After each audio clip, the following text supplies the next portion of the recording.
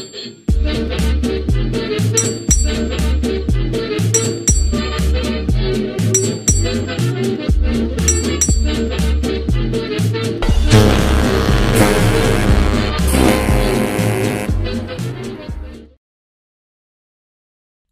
everybody and welcome to the Drydock episode 301. This week the questions are taken from guide 379, that's the one on the US torpedo battleship designs, and from the Wednesday video on USS Wolverine and USS Sable, those converted paddle-powered, coal-powered carriers on the Great Lakes during the Second World War. So this should be quite interesting. Let's begin. BK Zhong asks, you've mentioned when answering a previous question that the Shokakus actually had more hangar space than the Yorktowns, and they only carried slightly fewer aircraft due to American naval aircraft having more compact folding wings and the Yorktowns using deck parking. If one was to try to operate American naval aircraft from the Shokakus, how many aircraft, assuming that you're using aircraft available in 1942, could fit on a Shokaku, assuming that you have to try and fit in fighters, dive bombers and torpedo bombers in similar ratios as to that which the Japanese usually went with. So if we go with an air group that's comprised of Dauntlesses, Avengers and Wildcats, then we have problems because the Avenger is actually too tall to fit in Shokaku's hangars. So given that you said 1942, then we could drop back to the Devastator just to see how many would fit, even if it wouldn't necessarily be a particularly long-lived equation. If you wanted the Avenger, the Avengers would just have to occupy all the deck parking. Now for this one, I'm going to work in metric because it makes things slightly easier. Both of Shokaku's hangars are 20 meters wide. Now that means you can get 4 Wildcats side by side with their wings folded, because a folded wing Wildcat occupies a little under 5 meters. Now that would be a very tight packing, but it can be done, and indeed there are photos of carriers in World War II carrying Wildcats 4 abreast. You could argue potentially 3 abreast for easier access, but we'll see how that works out.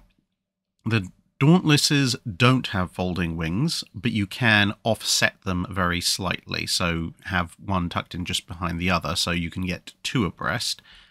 And the Devastators, you can get in 2 abreast as well. They're 26 feet in width when their wings are folded, and the hangar width is just over 65 feet, so you could easily fit 2 of those in. I know that's Imperial, but that's the measurements that the US aircraft come in.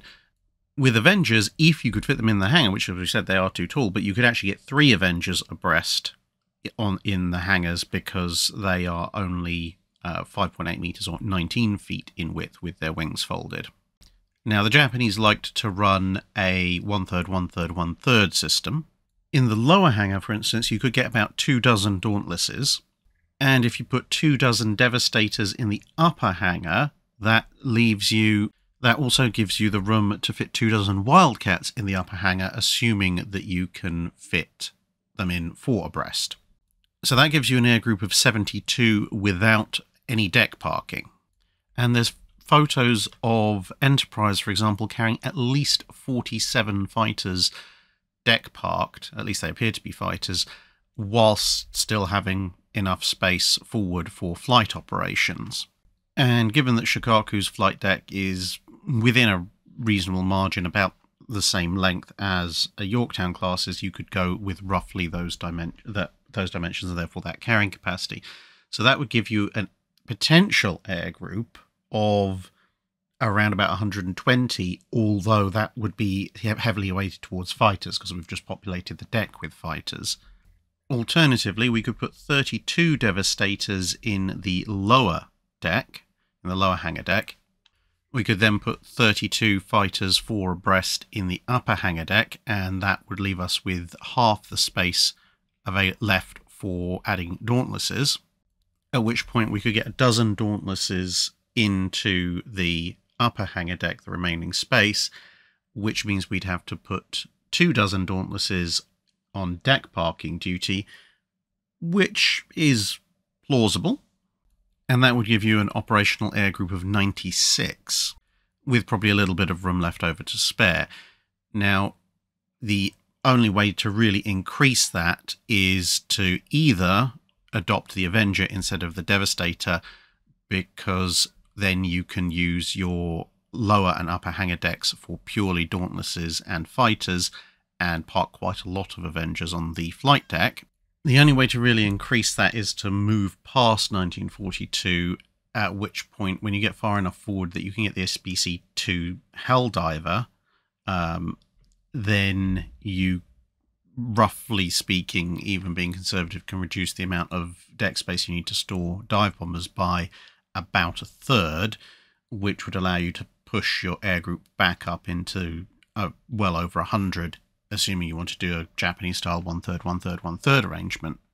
But that obviously comes with a big caveat that, as the US discovered, both with the Essexes and the Midways, once you really start trying to operate much above 100 aircraft, it all breaks down somewhat. So I think the 3 lots of 32, which is possible using Avengers or Devastators, as well as Dauntlesses and fighters, then yeah, that you could probably just about get away with that.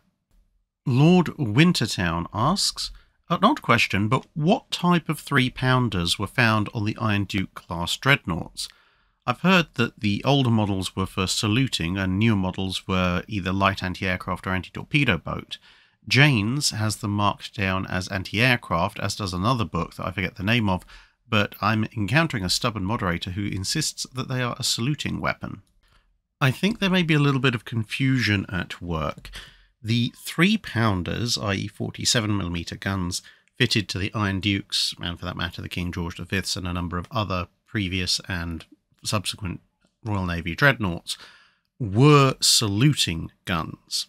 The 3-pounder was also an anti-torpedo boat gun in the latter stages of the pre-World War I period, but when you look at the design specifications for, well, all of the British 13.5-inch gun dreadnoughts, whether that be the Orions, the King George V's, or the Iron Dukes, the anti-torpedo boat battery on them is the secondary battery, which is 4-inch on the first 2 and then 6-inch on the Iron Dukes. 4 3-pounder guns is not going to add in any substantial way, shape or form to that, and thus they are saluting guns. But where I think the confusion comes in is that during the First World War, the Iron Dukes, as with a number of other British warships, did have 3-inch guns added, and those are obviously roughly 76mm guns, significantly higher poundage as well, but they're 3-inch anti-aircraft guns. So I think that's probably where the confusion lies, because if you have a quartet of weapons for AA use that are of 3 something, and you have in the original design spec 4 3-pounders, perhaps occasionally some confusion of symbology can occur, and you end up reading one for the other, or maybe some author notes down one instead of the other, when, as far as I'm aware, it should be that the 3-pounders are the saluting guns and the 3-inch are the anti-aircraft guns. Brendan Buersdorf asks, I'm curious, were there any ships specifically intended for the laying and maintaining of anti-torpedo and harbour defence nets? And if so, what would their designation be? Something like net tender, perhaps? You're actually spot on. Net tender was one of the specific names that was given to these kinds of vessels. Obviously, the exact name depended somewhat on the navy in question and even varied a little bit by time. In the US, for example, you would be looking for either YN or YNT. So YN stands for Yard Net Tender. YNT is just net tender. But also you could be looking for AN, which is net laying ship. The distinction essentially being that an AN hull number would be considered capable of presumably taking itself from base to base and doing its job wherever it wanted to be, whereas something that was a YN or a YNT, being a yard vessel, would probably be assigned to a specific yard and possibly would be considered too small or otherwise have some kind of issue, which would mean it wouldn't be suitable for oceanic work. So a YNT, for example, might, if we're talking about World War II, might be able to transition between, let's say, Boston and New York, but you wouldn't necessarily trust it to go from Boston to Pearl Harbor, whereas an AN, you would, at least by its designation, actually. So yeah, well, you know, you're in San Diego, well, we need you in Pearl Harbor, and then you're in Pearl Harbor, well, we need you at Ulithi, and expect them to make the journey.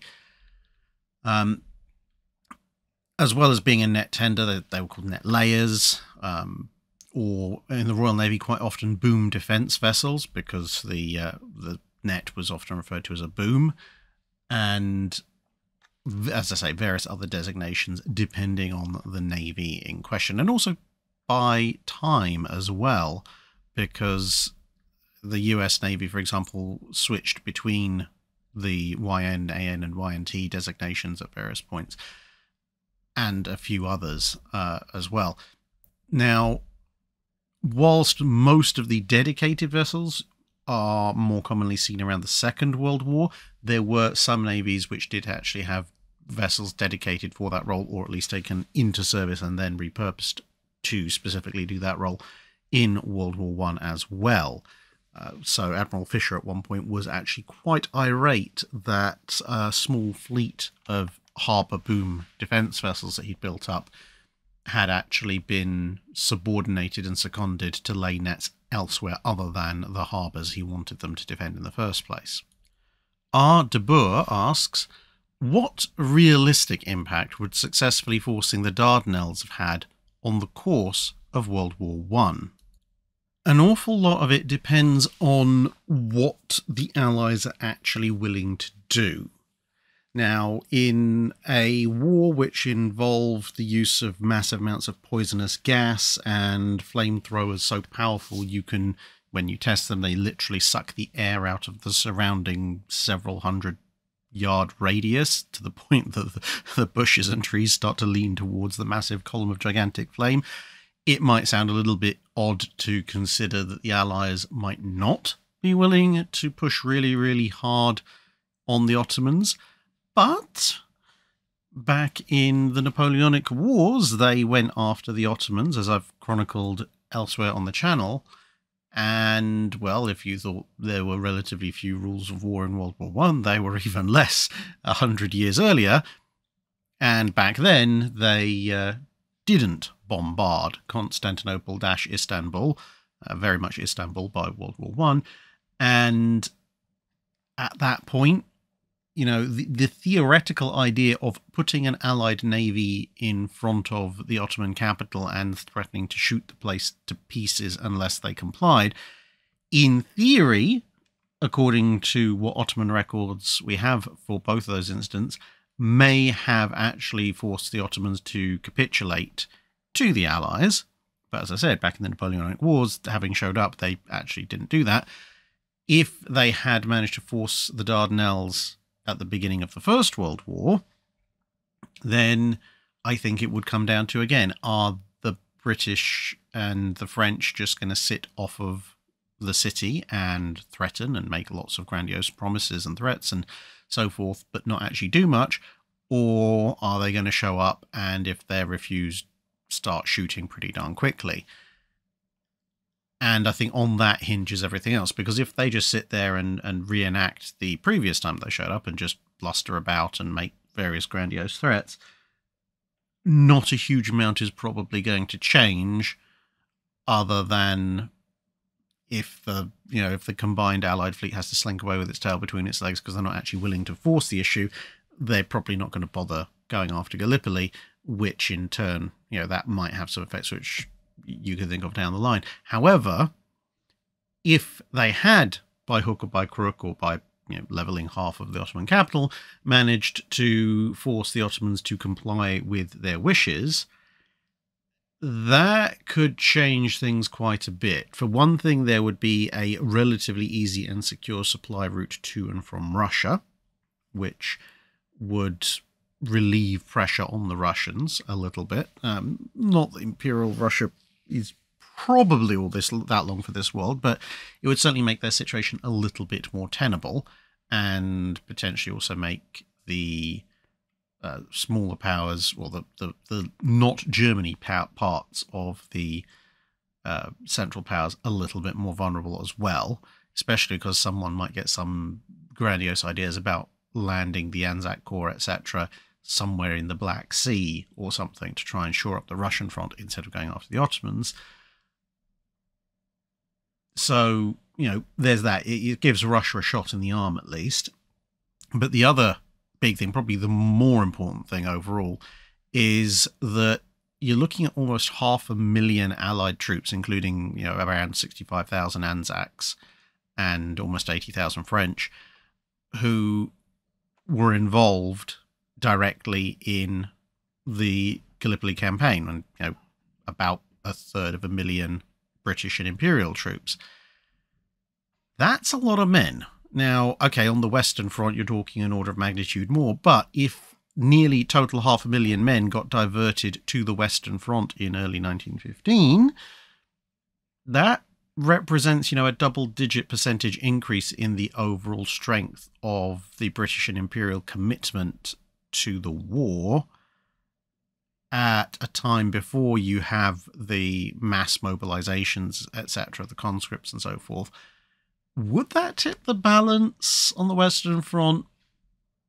Probably not, but it would give the Allies a significant boost in strength that might allow them to make some breakthroughs, or, again, as I said, it could possibly, you know, all those troops could be retasked to do something else, like, well, I mean, considering that they thought the Gallipoli landings were a good idea, as I said, they could go and say, well, we'll land a bunch of professional troops in the Black Sea and shore up the Russians and help them. Or once Italy enters into the war, which would have been around about the same time, then, we'll go and help the Italians against the Austro-Hungarians, or we'll, you know, take our massive fleet of pre-dreadnoughts with a few dreadnoughts in support and try and make a landing on Austro-Hungarian shores directly, or some other weird and wacky idea. So what effect any of those might have had, I'll leave up to the alternate historians among you for land campaigns, but it certainly would have made a difference to the overall outcome of the First World War. Exactly what difference, I don't know, but it would be a very different war. BK Zhang asks, have there ever been attempts by other nations to convert vessels into training carriers? In the time period the channel covers, I'm not specifically aware of any attempts by the major navies to take a ship out of commercial service and convert it for the explicit and express purpose of making it into a training carrier, the way that the US did with Sable and Wolverine. However, there are a number of converted vessels that were turned into training carriers at some point in their service lives. Hosho was actually obviously dedicated carrier that was then repurposed as a training vessel, but some other vessels like Argus, which you see here, were converted from merchant hulls. Argus obviously then spends some time as a fleet carrier, but is then repurposed as a training carrier later on in her career, and then is kind of brought back to the front line and then put back in as a training carrier at various stages in the Second World War. And even the old Ark Royal, which by that point had been renamed Pegasus, although it's not an aircraft carrier in the sense of a flight deck like you see with Argus here, but it is an aircraft carrying vessel, was also used as a training vessel, and originally obviously had been converted from a commercial vessel and then used as a kind of early carrier before becoming a training ship. F12MNB asks, I live on the Great Lakes in the US, and I've long heard of these strange and fantastic vessels, that being Wolverine and Sable. Did I hear right, there are still somewhere between 60 and 260 aircraft wrecks in Lake Michigan? Yes, well, as I said in the video, a little over 300 aircraft went over the side at various stages during the training aboard Wolverine and Sable, at least. And a number of those have been recovered, but yes, depending on where exactly they went over, because obviously some of them may have then subsequently been buried by, I don't know, by silt or hit by ships or something like that. But there should still be quite a few aircraft wrecks down there in various states of disassembly. Although a few people did point out in the comments afterwards that apparently, unlike wrecks that are gone down in the middle of the sea or the middle of the ocean, which, unless they are war graves, i.e. if the pilot went down with the plane, but assuming the pilot got out, the aircraft is technically salvaged just as much as a ship is. Apparently, the US Navy has decided that the aircraft in the Great Lakes are still technically its property and will take them off you. So well, I suppose if you get them out without permission, at which point I'm going to guess that whilst, yes, you could actually recover a wide variety of World War II US Navy aircraft from the Great Lakes, it sounds like you probably need a little bit more permission than I'd initially anticipated from the US Navy to actually do so. Tyler Kenza asks, one thing I seem to notice is the Japanese lose an exceptional amount of ships to air power. This seems to be partially due to their anti-aircraft suite. In your anti-aircraft video, you mentioned how the Japanese never had a medium caliber anti-aircraft weapon. Why was this? Did they think it wasn't needed? Were there some failed attempts, or was there some other issue? It's a combination of issues. So for a lot of the interwar period, the Japanese did actually have what we would roughly call a medium or intermediate caliber anti-aircraft gun, in that they had a version of the British 2-pounder pom-pom, the 40mm. But the version they had was the first version, the one the British introduced essentially, well, towards the end of World War I, beginning of the interwar period is kind of the development introduction period for that. What the British have in World War II, for the most part, is the next generation follow-on to that weapon. And well, even then, that's split between low-velocity and high-velocity models. But the Japanese retired their essentially early pom-pom version in the mid-1930s in favour of the 25mm. Now, of course, the 25mm has a laundry list of issues, but technically speaking, it does have, assuming it is actually going to hit anything, a longer effective range than the first version of the 2-pounder, which was a pretty short barrel, short range thing.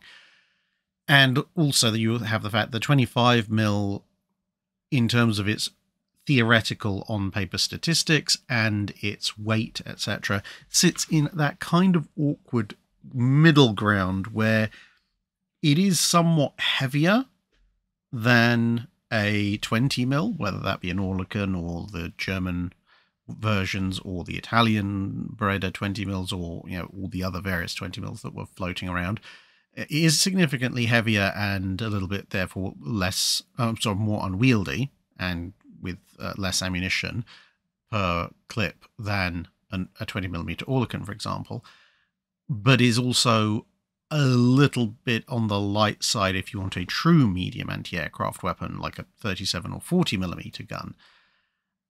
And that kind of intermediate stage isn't necessarily unusual. The US 1.1 inch, the Chicago piano that they have at the beginning of World War II, is not exactly dissimilar in overall concept. So, on paper, both of them hit a little bit harder and go a little bit further than a 20mm, but are lighter weight and theoretically easier to use than a 35, 37 or 40mm.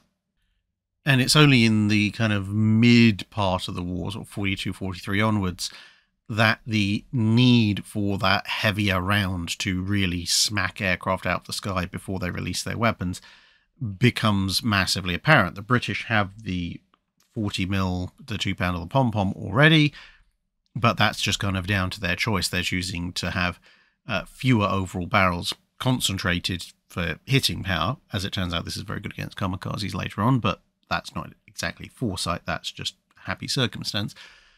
But for the Japanese, again, assuming the 25mm lived up to expectations on paper, it should have worked fairly well in the early part of the war. You look at the sheer number of 25mm the Japanese were able to fit on their ships towards the end of the war, and look at the absolute execution of Japanese aircraft the Americans were able to accomplish with Oerlikon 20mm in the Guadalcanal campaign, for instance. And you suddenly realize that, well, going into World War II, at least their part in it, if the 25mm had lived up to expectations, then the Japanese could have gotten away with covering their ships in 25mm guns. And because of that slightly longer range and slightly heavier hitting power, it potentially could have continued en masse as a reasonably effective weapon throughout the war. Of course, we don't need to go into the laundry list of issues, as I said, why that didn't quite work out. But the problem was that by the time it became very evident that this wasn't really going to work out, Japan was in the middle of its contribution to the Second World War, at which point the development and installation of a brand new weapon with a brand new ammunition type and brand new logistics and support trains, etc., etc., it just really wasn't possible with the way the Japanese industry was set up at the time, but in basically its overall capacity. They did actually have a few captured Bofors 40 mils, which they captured off of the British in various campaigns, including obviously taking Singapore. And they were trying to replicate those, but not at any significant rate or with any significantly great level of success, because, as most of you probably know, the original Bofors 40 mil was essentially taken apart and somewhat reworked by the US to make something suitable for mass manufacture. The Japanese were kind of left where the US had started, with a pretty good 40mm gun, but one that was relatively hard to produce and or modify, and they just didn't have the spare industrial capacity left by the time they realized it to turn that around and try and make their own mass manufacture version. John Driscoll asks, during the Napoleonic Wars, what was the percentage of the Royal Navy that was filled with pressed men? I don't think it's possible to answer categorically at this stage, in part because no one has actually done a comprehensive review of the manpower and sources of manpower of the strength of the Royal Navy throughout the entire Napoleonic War period. And secondly, because the press gang, for rather obvious reasons, has become a hugely contentious subject with an awful lot of propaganda thrown about on all sides.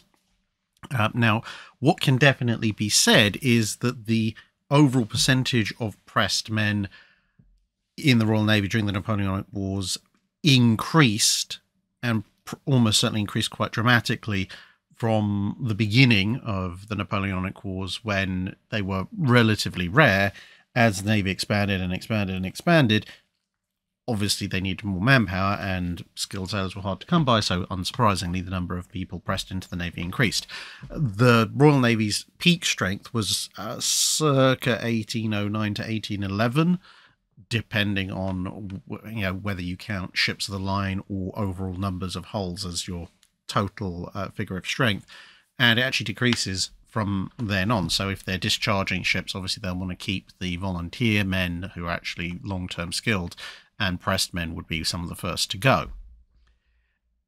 Now, the reason I say there's a bit of a problem in working out exactly what those percentages are year on year is that you have very grandiose and sweeping statements, like, you'll quite easily find statements saying, well, at the time of Trafalgar, 1805, half of the Royal Navy was made up of pressed men. There's some slightly wobblier figures and quotes from the end of the Napoleonic Wars that claims that 75% of the Royal Navy was made up of pressed men. And then you have, things like, a fairly common stated figure in the US is that there were 10,000 Americans pressed into Royal Navy service. What that obscures, apart from the fact it's, there's not really the actual evidence to back that up directly, because the Royal Navy didn't have a list of, 120,000 to 250,000 names and just go, this one was pressed, this one's a volunteer, etc., etc., etc. So the records are all a bit ad hoc, but what's thrown a bit of a spanner into the works of those kind of grand statements is two things. Firstly, when you go through individual ships' muster rolls in the Napoleonic Wars, as I said, as the war goes on, you do see a higher and higher number of pressed men, but the percentages are considerably lower than the grandiose statements would seem to have you believe. Sometimes by a factor of, 100% or more. So where you can find a year where someone will say, oh yes, well, at this point, 40 to 45% of the Navy were pressed men. the typical ship's muster roll only records maybe 15 to 20% of the crew being pressed. Now, there is a possible explanation for this, but also a potential problem, which technically both of them would be explanations, but you'll see what I mean in a minute. On the one hand, you have the fact that it is known that a number of men who were, quote-unquote, recruited by press gangs would have a sudden change of heart about their willingness to serve in the Navy and, quote-unquote, volunteer at some point between the press gang and actually joining the ship. And there's a few reasons for that.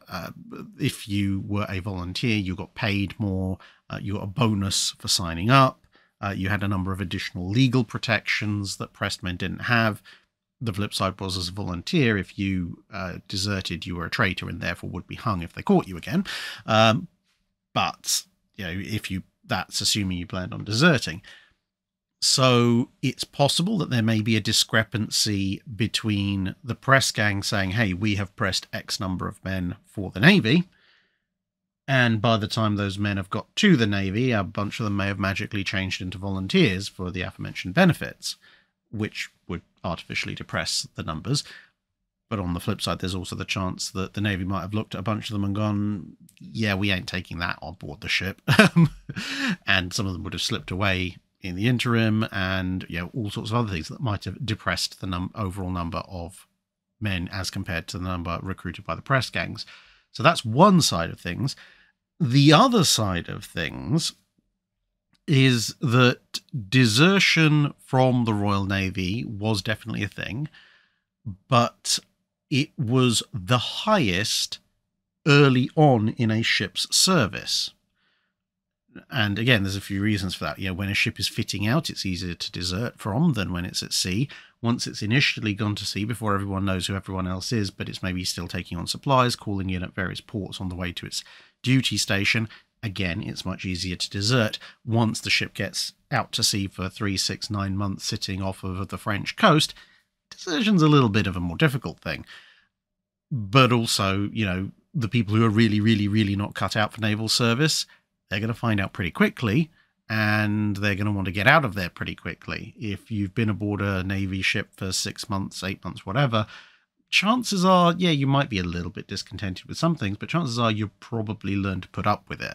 And hey, you got fed and paid, so that's a step up above a lot of people in the late 17th and 18th and early 19th centuries. So there you go. I mean, okay, the Napoleonic Wars is the late 18th, early 19th, but you get the idea.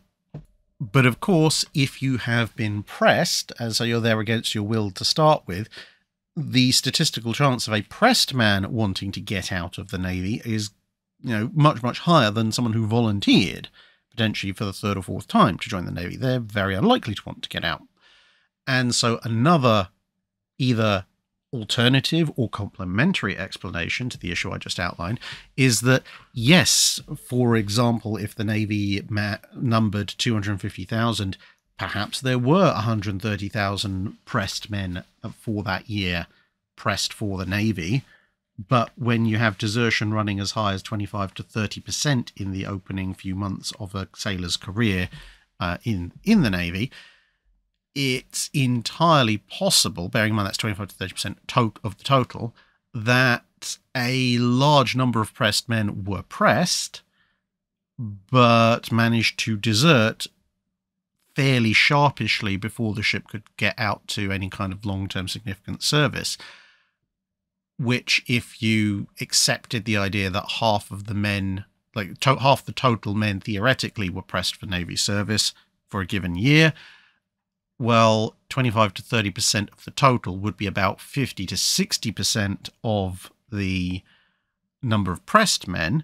And if we assume that the number of volunteers deserting is relatively negligible, then actually about half the pressed men deserting very quickly and thus not showing up on most of the muster rolls for a given ship would actually fairly neatly dovetail with 15, 20, 25% of the muster roll in the middle of the Napoleonic Wars saying that these guys were pressed men, because that may be the number who were left after the ship's first few weeks or months in service. at which point you will obviously have a crew that is about 3/4 volunteers. But then obviously you have the idea of, well, how many of those volunteers are pressed men who decided to volunteer at the last minute, as we outlined earlier. And all of these and other issues are still argued over with considerable vitriol for an issue that, occurred 200 years ago, 225 years ago almost, by a various number of scholars. So outside of saying towards the end of the Napoleonic Wars, there, at least up until 1810, there were more pressed men in service than there were in, say, 1795, I don't think anyone can, with good faith, put their finger on a specific number or year per year and say this is definitively, to within a couple of percentage points, how many pressed men were in the Navy. We could give that rough trend upwards estimate, but I personally don't see any system at the moment of working out exact numbers. There's always a collie asks, American shipbuilding, the builders of SS Greater Buffalo, aka USS Sable, was this by any chance the Lorain, Ohio yard? Yes, it was, actually. So the USS Sable, obviously in a previous iteration, as you can see here, as the SS Greater Buffalo, she was in fact built at the Lorain, Ohio yards. So there's always a collie noted that they worked there, well, not worked there, but worked very nearby to those yards during their work career. So yes, you were working within a couple of stone's throws of where one of the two training carriers was originally built. And completely irrelevant side note, but the SS Greater Buffalo is an example of what I like to term false suffixes, in as much as they're a distinction which has an antonym, but they suggest the existence of the antonym suffixed vessel or whatever it is. But in fact, that vessel or whatever probably doesn't exist. So in the case of SS Greater Buffalo, I severely doubt there was another liner running around called the SS Lesser Buffalo, but it highly amuses me to think of that kind of thing, for the same reason that when you look at, for example, my other tongue, although I'm much less practicing it, Spanish, and I believe this has actually done the rounds on the internet occasionally once someone actually figured this out. In Spanish, you have the suffix ito, or in masculine, or ita in for feminine, and it's a suffix that basically means small, or a smaller version of something. So, for example, again referencing another linguistic argument that's been had at various times of the channel, looking at gato, or gato in American, gato, cat. If you want to say kitten, I literally small cat, gatito, or that there you go, that's kitten. You can also use ito and ita to mean a kind of affectionate, cute, fluffy, small feeling. So, for example, I have two younger brothers, so when we were kids, I could sometimes call one of them hermanito instead of hermano, hermano being brother. Hermanito is kind of like, oh, look, little baby brother kind of thing. Now, where's all that leading, apart from the fact that I find the name Greater Buffalo amusing by the presumed existence of Lesser Buffalo? Well, that's because, of course, you also have mosquito. Yeah, no one's using ito as a term of endearment for the flippin' mosquitoes, which, of course, therefore, in theory, implies that there is mosquito, the little one, and therefore there is the existence of mosca, which is presumably a Hispanic flying kaiju. Vicky asks, one of the major disadvantages of a battle carrier, as you pointed out before, is the avgassing aircraft are a rather massive fire risk if hit. However, almost all the interwar-World War II era capital ships and cruisers still had scouting aircraft and the associated facilities, complete with avgas, thus making this fire hazard still quite present, even with non-flight deck equipped ships.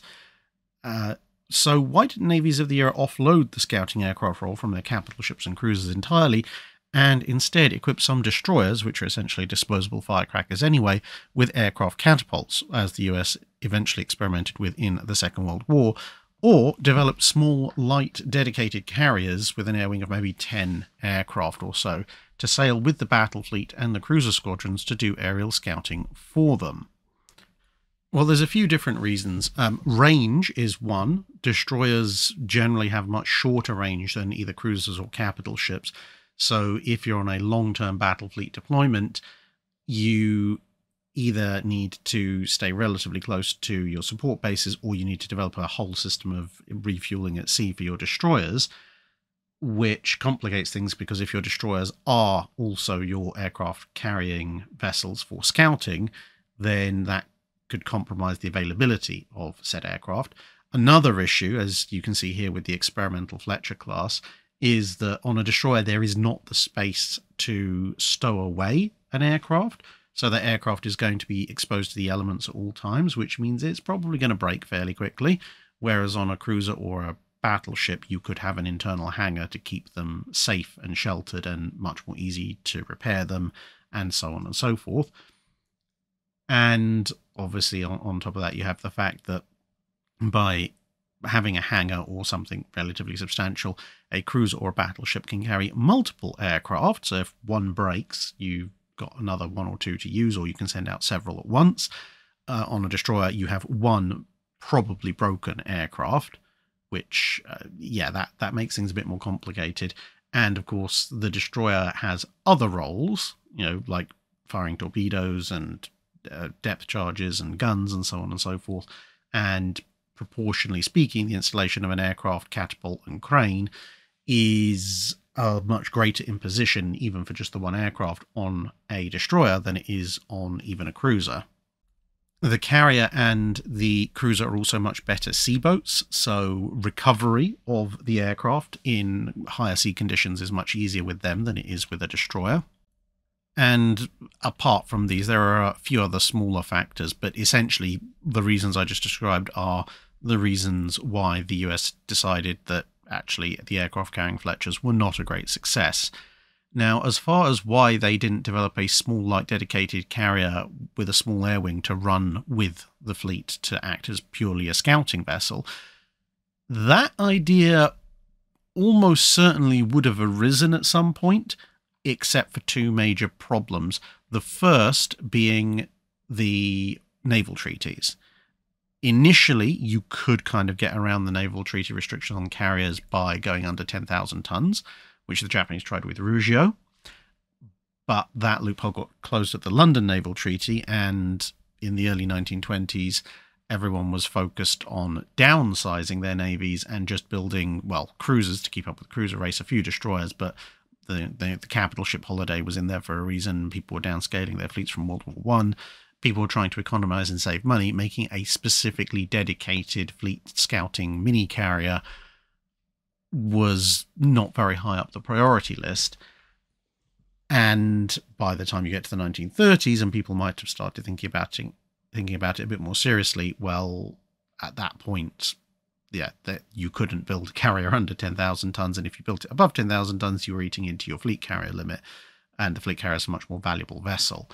Because you've also got to remember, back in the 1910s and 1920s, aircraft were a lot slower, shorter range, and more fragile than they would become later on, so their overall utility was a bit less, but also they were smaller and lighter, and therefore could be more easily handled aboard ships, like cruisers and battleships. The other factor is that when it comes to aircraft carriers, there is a certain minimum size requirement for a working flight deck where you can launch and recover aircraft. Now, granted, it's not tremendously large, as the escort carriers would later prove, but if you're going to have a ship with maybe a 450, 500 foot long flight deck, and you're going to make it slim enough to be fast enough to keep up with the fleet, and you're going to stick, a dozen or so mixed fighters and scouts on it, that's probably going to end up being a,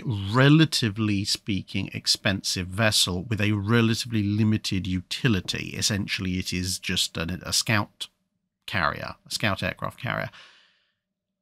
And it's probably going to end up costing you not as much as a full-size treaty cruiser, but maybe as much as something like a Atlanta or an Arethusa, something like that. And people would then argue, well, an Atlanta, or, well, maybe not an Atlanta because it's covered in guns, but an Arethusa or a Leander or something like that can do a somewhat less decent air scouting role because it can't carry quite as many aircraft, but it can do air scouting and also offer you the anti-destroyer, anti-small cruiser, etc., capabilities that an actual cruiser does. And if your choice is, well, you can build one of those and this scout carrier, or you can build 2 small cruisers, well, the 2 small cruisers will offer you 50% of the air group plus the utility of 2 cruisers, as opposed to just a single cruiser and somewhat enhanced scout capability. So it doesn't really recommend itself to navies that are still strapped for cash the way, even if the treaty restrictions weren't in place, and navies in the 30s for the most part very often were strapped for cash. By the time you get to a point where you have navies that aren't strapped for cash and could, in theory, build a very niche vessel like that, so pretty much the US Navy, maybe the Royal Navy, but they were quite stretched with their capacity, so maybe the US Navy as well. Well, at that point, you've got the independences, which kind of allow you to do that, but also have fighters and strike aircraft. And you have the escort carriers, which are too slow to operate with the fleet, but kind of let you do that for everything else that's not a fast fleet.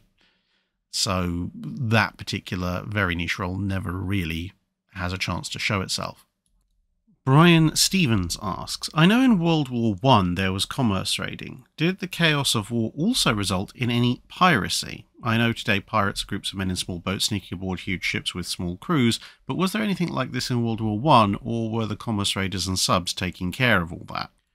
Broadly speaking, no. The era of pirates, as in people who sail around in their own independent ships and randomly steal, loot, pillage and burn merchant vessels, had well and truly passed for the vast majority of the world. And the outbreak of World War I didn't really change that. If anything, it made it substantially less likely, because now all of a sudden there were several hundred heavily armed, very angry warships patrolling the seas with very itchy trigger fingers. But there was existing piracy prior to World War I, and that did continue through World War I and into the interwar period, and that tended to be in what for the time were the slightly more far-flung areas of the world, such as off the Chinese coast, as you can see here. And usually these pirates practiced a kind of halfway house between classic Age of Sail piracy and modern piracy. So they wouldn't try and board ships in small boats out in the open sea, but they would have their own independent vessels, but those vessels also wouldn't try and hijack ships. What they tended to do was sneak aboard, or just sign aboard quite openly on the ships that they wanted to target, either as crew or passengers. And then once the ship, because obviously the sailings weren't posted in advance, so they knew where the ship was going, roughly what the route was going to be. Once the ship sailed through the area that their mothership, if you like, was based in, then they would rise up, seize any weapons that were aboard or that they'd smuggled aboard, take over the ship from within, and then their mothership would appear at a specific rendezvous, or they would take the ship they just hijacked to a specific rendezvous, whereupon they would commence with the looting and the pillaging and everything. But their efforts were a little curtailed during the war because, as I said, there were a lot of more heavily armed warships wandering around, and various vessels tended to move a little bit more circumspectly and in convoys, etc., so it was a little bit more high risk. The Rogue Chief asks, just before the decision is made to scrap HMS Warspite, the funds are magicked up to preserve her and 1 aircraft carrier as museum ships. Which carrier is likely to be selected based upon service record and condition at that time? Well, carrier-wise, there's really only 2 candidates, because Argus survived the war but had been sold for scrap the year before Warspite. Hermes, Eagle, Courageous, Glorious, and Ark Royal had all been sunk. Unicorn was still highly useful and wouldn't have been sold into museum service. And that leaves you essentially with the Illustriouses, Implacables, and Furious. Anything beyond that, the Colossuses, the Audaciouses, the Majestics, etc., they're all pretty much frontline carriers in the immediate post-war period, so they're definitely not going straight into museum service. Now, of those, in 1947, the Implacables are still very much on the list for modernisation, even though that would never happen. Obviously, Victorious is as well. And historically, Illustrious and Indomitable would be attempted to be refitted and modernised. Well, they were refitted in the late 40s and then served into the 50s, even though it turned out they weren't eventually suitable for conversion, etc., partly because of the experience with Victorious, and both would suffer damage in the 50s. Essentially, in 1947, they're still viewed to a degree, although they're about to pay off into reserve, as potential future frontline carriers. So that essentially leaves you with Formidable, whose accumulated wartime damage meant that she was seen as beyond economical repair, and Furious, which was just seen as too old and worn out.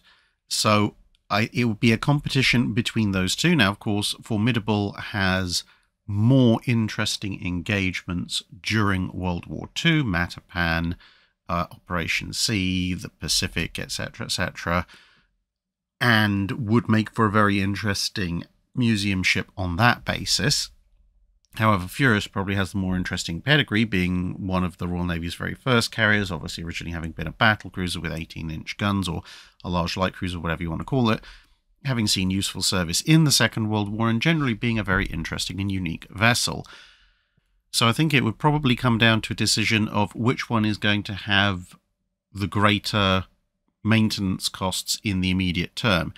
Is it going to be Furious, which doesn't have any particular damage, but is generally aged out and worn and would need a bit of a patch up and refit before, entering full museum service, or Formidable, which is overall structurally newer, but has some major wartime damage that does need quite significant repair, otherwise it's going to deteriorate rather quickly.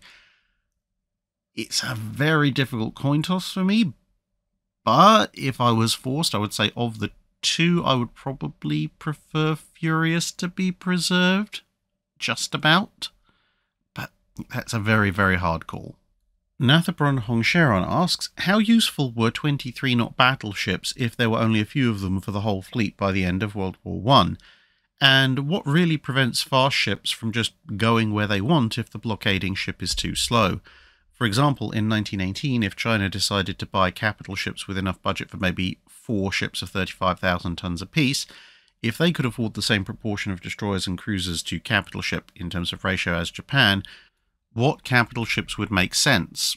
A slightly faster Colorado, a Nagato, Mackensen, Ersatz York, 30-knot battle cruisers, or maybe 3 ships at 42,000 tons, or 8 improved Spherias. In and of themselves, the Revenge class, which were the 23-knotters in the Royal Navy, their speed initially might not seem to be all that useful because they're not fast enough just to keep up with the Queen Elizabeth, certainly not fast enough to keep up with the battle cruisers, but also their speed doesn't really help them all that much when everybody else is 21 knots in the battle line.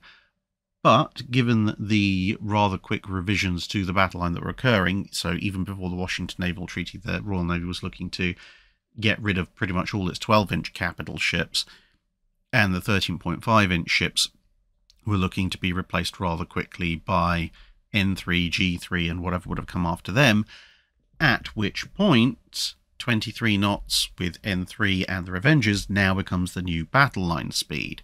So that actually is quite useful as a baseline, establishing your new battle fleet as a minimum 23-knot 15-inch gun fleet with faster and larger ships included. Now, the separate issue of if China somehow magics up enough money to buy a small fleet for coastal defense, against an enemy like Japan, improved Spherias I don't think are going to help. He suggests maybe 12,000 tons with 4 15-inch or 6 13-inch guns. The main reason I say that is because the Spherias are designed as part of an integrated defense system which includes a lot of coastal defenses and generally assumes that the enemy won't have completely overwhelming air superiority. And let's face it, with the Japanese carrier fleet going forwards in the interwar period, the Japanese would have at least local air superiority if they were engaging with, some kind of Chinese coastal defense force. At that stage, 4 ships at 35,000 tons or 3 ships at 42,000 tons, I think the latter is better. And this loops back to essentially my position, which is that a smaller navy should generally go for, if they're having to build relatively few ships, go for the absolute best quality that you can get. So if that means you have one less ship, but each ship is qualitatively significantly superior, that is what you should be doing. Because, if you have 4 ships of 35,000 tons, then, well, the Japanese already have more than that, so they can just show up and outmatch you. Whereas if you have 3 ships at 42,000 tons, then one-on-one, in theory, the Japanese can't outmatch them, and that forces them into a bit more of a problem, because whilst it might be tempting with you've got 4 ships of 35,000 tons, the Japanese show up with 6, game over, pretty much. If you've got 3 ships of 42,000 tons, potentially, showing up with 6 ships of their own, i.e. the Fusas, Iseis, and Nagatos, the Japanese might still win, but those 42,000 tonners are probably going to do an awful lot of damage in the process, and maybe with some clever tactics, especially playing the home field advantage, you might even, have an advantage, especially if you have 42,000 ton ships going at 30 knots, and therefore you can refuse to engage 2v1, you can just attack the head of the Japanese line, chew them up, and then move your way down. At which point, if you're going with ships like that, I would probably take Hood as a baseline, because that's roughly the right kind of displacement, but maybe dial the speed down just a fraction to 30-ish knots and ramp the armor coverage up a bit. So probably still keep the 12-inch inclined belt, but maybe a little bit more deck armor, and maybe instead of the 5-inch and 7-inch upper strakes, just extend the 12-inch strake to cover where the 7-inch strake is and ditch the 5-inch upper strake entirely. Because at that point, as I say, you can outspeed, outmaneuver, and outgun whatever it is that you're facing, unless they can pin you into port or a coastline. Having fast ships when you are blockaded does help, but obviously with most harbours there are limited angles of approach. So if you leave a harbour, even if an enemy blockading ship is slower, with enough warning, and as I said, limited angles of approach and exit, that slower ship can get in a position to block your escape because they have a shorter distance to go. So you do have to be a bit careful there.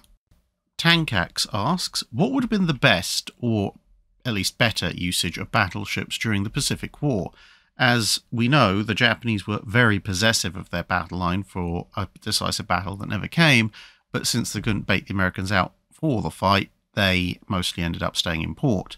Since the Japanese weren't using their battleships and the Americans weren't doing much with theirs, except for carrier escort and shore bombardment, i.e. with hindsight, how else could battleships contribute if the Japanese were a bit more proactive? Well, one of the critical mistakes I think the Japanese made in the Pacific War generally was essentially what you might call penny packeting their fleet, dividing up into small segments, desperate to preserve it as much as possible for said decisive battle. Now, occasionally they did sortie in force, but very often you would find them, after the initial Pearl Harbor attacks and so forth, putting out in smaller quantities, like, only sending Shokaku and Zuikaku of the big carriers for the operation that would eventually lead to the Battle of Coral Sea, which in turn meant that the Gido Butai could only deploy 4 of its carriers to Midway, and so on and so forth. When you are the smaller navy, dividing your forces up like this is usually a recipe for disaster, because yes, you are technically preserving the majority of your fleet, but also if you are already facing off against a larger enemy, you can't afford to lose any significant portion of your fleet, because then you go from potential threat, with a 6-carrier Kido Butai, for instance, against the American forces at Midway, to a manageable or even a completely roll-overable threat. And as such, if the Japanese were going to be more proactive about using their battleships, they really would have to look at using them in significant force. Now, that does leave you some problems in that your older battleships, World War I and immediately post-war are in one speed bracket, the Yamatos are in another speed bracket, and the Kongos are in yet another speed bracket. So perhaps your older ships would have to be separated off in some circumstances, but they could still act as an overall force and then detach an element of them, whether that be just the Kongos or also the Yamatos. But again, it depends on the scenario. So I've said multiple times before, at Guadalcanal, for instance, it probably would have been worth sending in at least the Nagatos, if not Yamato, etc., to do the shore bombardment, either instead of or alongside the Kongos. And if the Japanese had deployed at least, say, the Nagatos, Yamatos, and Kongos all in a force with their carriers, rather than escorting the invasion convoy, that could have caused a little bit more menace at Midway, or instead of causing menace at Midway, if they didn't do that, at the naval carrier battles of Guadalcanal, it could have allowed you to surge forward the Kongos earlier and thus potentially cause, again, either the US carriers to back off or even catch one or two of the retreating elements, which they almost did. Essentially, in deployments where you either see the Japanese battleships hanging back as part of a distant cover or escort force, or where you see them deploying in small numbers and trying to surge forward, if you put most or all of your ships on a very aggressive posture, yes, you are running the risk of losing them, which is not good, but it's a high stakes game. You either win big or you lose big. Ernest Evans, when Leroy Jenkins asks, it's rather common knowledge that the Japanese army somewhat messed up the Japanese Navy's plans for the invasion of Midway by asking for some carriers to help with the invasion of Port Moresby. Many modern historians suggest that with the benefit of hindsight, the entire Kido Butai should have been sent to help with the invasion, but at the time the carriers of 1st and 2nd Carrier Divisions were undergoing repairs, and waiting for them to come online would have allowed the Americans to get more reinforcements in place. With that in mind, what would be the general disposition of forces for the Battle of Coral Sea if the Japanese had decided to send all their fleet carriers to assist in the invasion of Port Moresby? Well, there's, I think, 3 ways you could have an alternate Battle of the Coral Sea, 2 of which are significantly in favour of Japan, and 1 in, take it or leave it. So the thing is that Shokaku and Zuikaku had been with the Kido Butai for Pearl Harbor, obviously, and Akagi, Soryu, Hiryu, Shokaku, and Zuikaku had all deployed to the Indian Ocean operation for Operation C, and Shokaku and Zuikaku basically went straight from there to the Port Moresby operation and the Battle of Coral Sea. So, option 1. Battle of the Coral Sea happens pretty much as it historically did, but instead of sending Akagi, Soryu, and Hiryu back to Japan for repairs, they decide, well, actually, what, stuff it. Yes, they've been at sea for 4.5 months. Yeah, they need a refit, but this should be a quick in and out, 10-minute adventure. What could possibly go wrong? And send all 5 of the Operation C carriers down to Port Moresby, for the Port Moresby operation, at which point, Lexington and Yorktown are just a wee bit outnumbered, especially considering you've got Shoho pottering around absorbing bombs and the occasional torpedo. So that would obviously tip the balance quite heavily in the favour of Japan, and then they can take them all up for rest and refit and repair if necessary in preparation for Midway, which, depending on how much damage the American carriers manage to inflict, may necessitate a slight delay. Option 2 delays the Battle of Coral Sea by a week or 2, and that would involve taking Kaga, and because Kaga's in repairs, now her repairs are finished around about the time the Battle of Coral Sea is actually historically happening. So, again, if you delay operations by a week, you could have Zuikaku, Shokaku, and Kaga down there, and that doesn't materially change really what the US could bring to bear, because Hornet and Enterprise are still on their way back and refitting after the Doolittle raid. And, well, you've added cargo to the mix, so maybe Yorktown doesn't get away this time. And then the last option is that Shokaku and Zuikaku join Akagi, Soryu, and Hiryu up in Japan for refit and repair before heading down. And that obviously delays the Midway operation quite significantly, because when everybody comes out of Drydock in the latter part of May, that means they're all then heading south to this new Battle of Coral Sea, and the Midway operation is going to be put off still further. Now, whether or not the Japanese Navy would countenance that is another matter, but let's assume for whatever reason they decide this is a goer. At that point, obviously, Kaga is also fixed, so you now have all 6 Kirubutai carriers, and they would be up against Lexington and the 3 Yorktown, so it'd be 6v4. Saratoga would be just a couple of days late at that stage. Jellicoe Cats asks, there doesn't seem to be a shortage of discussion on early naval radar's contribution to finding and shooting at enemy ships, but what about its contribution to keeping track of, and hopefully not, shooting at friendly ships? How much did early radar contribute to a commander's situational awareness, especially at night, and did it take the development of the Combat Information Center or equivalent and its ability to process the data to make naval radars truly useful for maintaining command and control? Prior to the development of CIC, or the Ops Room, as it would be called in Royal Navy parlance, radar was still very useful. It was just slightly less synthesized in terms of all the data being brought together into a single picture. That said, you have to remember that prior to the development of the Ops Room and CIC, which did happen quite early in the war, there were a lot fewer radars as well. So if you've only got an air search radar that can maybe part-time as a surface search, well, you just have to have that one thing. You don't need a whole room dedicated to the data from a single unit, or even 2 if you're lucky enough to have an air search and a dedicated surface search radar.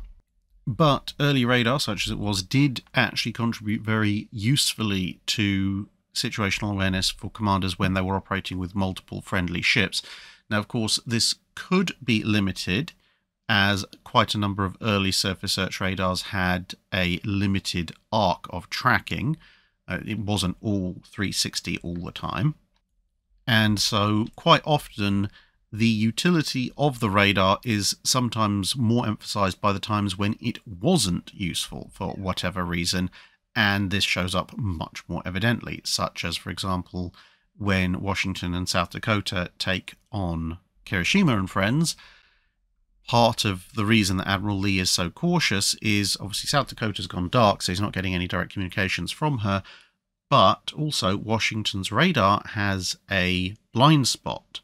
And so when he does eventually pick up a radar contact, he's very, very cautious about, is this Kirishima or is this South Dakota coming out of the blind spot? Because without any way to directly communicate with South Dakota and work out what she can see, there is no immediate way of telling.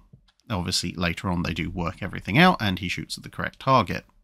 And of course, when you are in the middle of, say, a high-speed pursuit or search, if your radar can keep track of the other ships that are in your formation, that relieves the job of your lookouts quite a bit, because you only then need maybe a lookout or 2 just to verify the information that the radar is telling you, and you can much more quickly and easily see a course change or speed change in error that might bring about a collision and warn everybody off, and thus more lookouts can focus their efforts on looking ahead for whatever it is you're searching for, because of course very early surface search radar on a good night with the full moon and so forth could be outperformed by a good set of lookouts, at least in terms of distance.